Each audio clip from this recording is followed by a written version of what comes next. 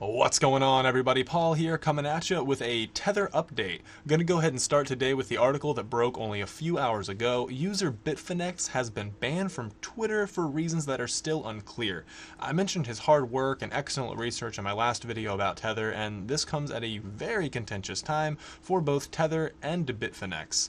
Like I said, we're unsure why he was banned, so we'll keep an eye on that moving forward. But I'm going to need y'all's help on this one to know if we're onto something big. I found something really interesting that I think is worth exploring. We've already took a look at some of the connections between bitfinex'ed and Tether, which are already pretty well established in our last video. Today we're going to be exploring a more opaque and perhaps purposefully hidden connection between one of the largest crypto exchanges in the world, Bitfinex, and the lead development team currently working on Bitcoin Core, or BTC, Blockstream. In our last video, we took a look at the potential correlation, as you see here, between Tether issuances and BTC price rises. This is a really dangerous road to walk down because the end result could be securities fraud. They take that kind of thing very seriously. The question now is, why would one of the largest and most successful exchanges in the world, an entity that no doubt has a very successful legal team and coffers to back that up, stick its neck out so far and expose itself to so much legal risk for a company it doesn't directly own? In my opinion, the perspective we're going to take a look at today explains that and much more. It starts with ex-community director and product manager at Bitfinex, Zane Tackett.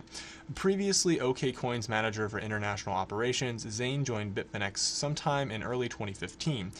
Everything seemed to be going well and fine for Zane when all of a sudden, August 2nd, the Bitfinex hack occurred that saw 120,000 Bitcoins stolen from user wallets. This is one of the major exchange hacks that's occurred in cryptocurrency history, and it actually occurred when Bitcoin was priced at less than $800, so that lets you know how long ago that was. Now, the most insane thing about this hack is how Bitfinex announced they were going to solve the issue. Essentially, they were going to have what's called a haircut that socialized user losses between all accounts. That means if your account wasn't hit by the hack, well, too bad. They're taking your money out anyway to help out those that were affected. No choice, no vote, it's happening. They also issued this exchange token called BFX, which were repurchased to Bitfinex's credit by mid-2017, so it looks like users did end up getting their Bitcoin back. This allegedly settled all losses from that hack, but we know Bitfinex and we know Tether. Their books are myriad at best, so it's still uncertain if 100% of coins were bought or not. All the tokens were allegedly repurchased, but before that could happen, Zane resigned. To quote him, he said, quote, "I've decided to resign because of the draining nature of dealing with the insane conspiracy theories, the vile people, the incessant vitriol spewed at a team who have dedicated their lives to Bitcoin and creating the world's best trading platform. Many of the most vocal critics of Bitfinex don't want to see a healthy Bitcoin ecosystem. They want to, quote, stir up shit and damage anyone they can to pump their referral links or just stir up drama, i.e. troll." This false dichotomy of with us or completely adamantly, viscerally against us, superimposed on users who were just forced to accept a 36% haircut to their portfolios not 2 months earlier, really surprised me, especially coming from a community director. Generally, when looking for a community director, you want someone who's understanding, compassionate, and doesn't really mind answering the same questions repeatedly because they're dealing with a growing community. To deride concerned users as simple trolls seemed visceral and something that just didn't quite add up to me. See, Zane has previous cryptocurrency experience from OKCoin, and the haircut was largely settled. It was 2 months after they've issued the token issuing and the buyback, so assumingly the most vocal user outcry would be dying down.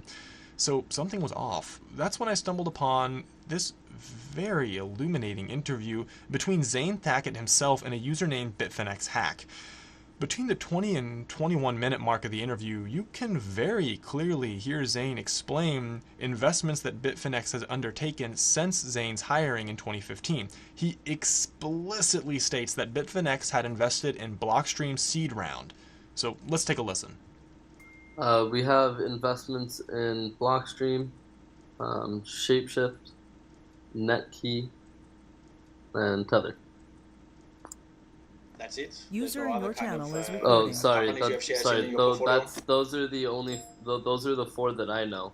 I those are the four that I know because those are the four companies that we've invested in since I joined. We were in the seed round of Blockstream. I don't know if Shapeshift did a seed or a Series A, but we were in that. And then I think Netkey just did their seed or their Series A, and we were in that. Okay, your first thoughts may be similar to mine. How can we even prove that this is Zane? Well, through digging, I was able to find an in-person interview with Zane himself, and I can confirm it's indeed him. Here's a short clip from the interview so you can see it for yourself as well. I'll put a link to the entirety of the interview below in the description. And got in the Beijing Bitcoin community. After about a year or so, I started working for OKCoin, one of the largest exchanges in China. Up until this point, this has essentially been business as usual. Cryptocurrency companies investing in one another, it's really not that surprising. However, the companies involved and the methods by which they've invested in one another just reeks of collusion.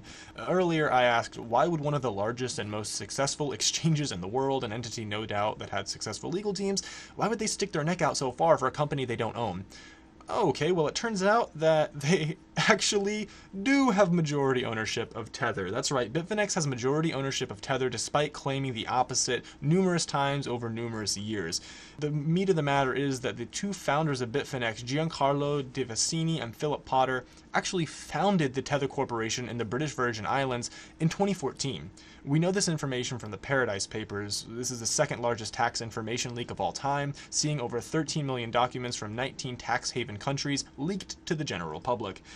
The leak also demonstrates that Jay von Vandervelde, a mysterious figure that we checked out in our last video, is not only the CEO of Bitfinex, but also holds the previously undisclosed role of director at Tether. With this information, a definitively provable link between the two entities is established. There's now no question that both Bitfinex and Tether are not only owned but also managed by the exact same people, despite claims of the opposite from these leaders over the years. Now, let's revisit Zane Thackett's statement about Bitfinex investment. You can see here the Blockstream page. Over here at Crunchbase, it shows the total funding amount of the company. It shows some basic company information, including contact information, and most importantly, you can see the funding of these companies. We'll click View All here. Now, you can see we're currently in funding round B, with the earliest stage being the seed round here at the bottom of the page. You'll also see there's no mention of Bitfinex anywhere, nor is there any mention of Tether anywhere on this page. Furthermore, you'll see here Bitfinex's Crunchbase page, and only two investments, one in Shapeshift and one in Netkey. So this leaves only two options. Either this information is being purposefully hidden from the public, or Zane was wrong. Now, if Zane was wrong, he was wrong in a very, very specific way about a very specific company. Details like Bitfinex has invested in the seed round of X company are not easily conflated, and given his position, it would be relevant information that he would assumingly know. Stranger still is Bitfinex's seemingly unprovoked derision of Bitcoin Cash, the largest competitor to Bitcoin Core that bears its name. Bitcoin Cash has been worked on by a separate development team that seeks to solve the scalability issue in a different decentralized manner without the use of sidechains that Blockstream seeks to implement. This puts Bitcoin Cash in direct economic opposition with Blockstream, as they're one of the teams that work on Bitcoin Core. So they're working towards similar goals, but they're different companies. When listed on Bitfinex, Bitcoin Cash was listed by its slang term Bcash rather than Bitcoin Cash, and this is largely a non-issue. Why is this a big deal? Well, it becomes a big deal when you look at the other coins, such as Ethereum Classic. Ethereum Classic was originally listed as just that, Ethereum Classic. Even Bitcoin Gold was originally listed as Bitcoin Gold. Bitcoin Cash is the only alternative to a major crypto that's received this unprovoked listing and subsequent user outcry, which was followed by a change from Bcash to Bitcoin Cash after some time. Like I said, this seems like a non-issue in isolation, but given Bitfinex's claimed non-political stance when concerning coin listings and the clear listing of other coins like Ethereum Classic and Bitcoin Gold, one has to wonder as to the motive behind this seeming break with consistency. If Zane's claim that Bitfinex had invested in Blockstream's seed round is true, this would give Bitfinex ample economic incentive to do what it could to harm the reputation of Bitcoin Cash. If true, this is insider trading and collusion between major market movers that's been intentionally hidden from the public at its finest. Given that user Bitfinex was banned just today, along with the Tether Bitfinex subpoena, the audit drama, the missing or redacted information, we're left with a number of burning questions. 1. Did Bitfinex invest in Blockstream? We can't just trust their word alone on this. As seen by the Paradise Papers, they're chronic liars. If they did invest in Blockstream, why is this information so well hidden? Do Bitfinex and Blockstream have hidden relationships or hidden agendas that are hidden from the public? Why were the owners of Bitfinex so unclear about their relationship with Tether? Are they aware of some potential legal detriments from the outset when founding this in the British Virgin Isles? Why did Zain resign? Assumingly user backlash was decreasing, so did his interview fumble that revealed Bitfinex's hidden positions have anything to do with that? Why was user Bitfinex banned so suddenly at such a crucial time? What information did his Twitter contain that perhaps needed to be scrubbed?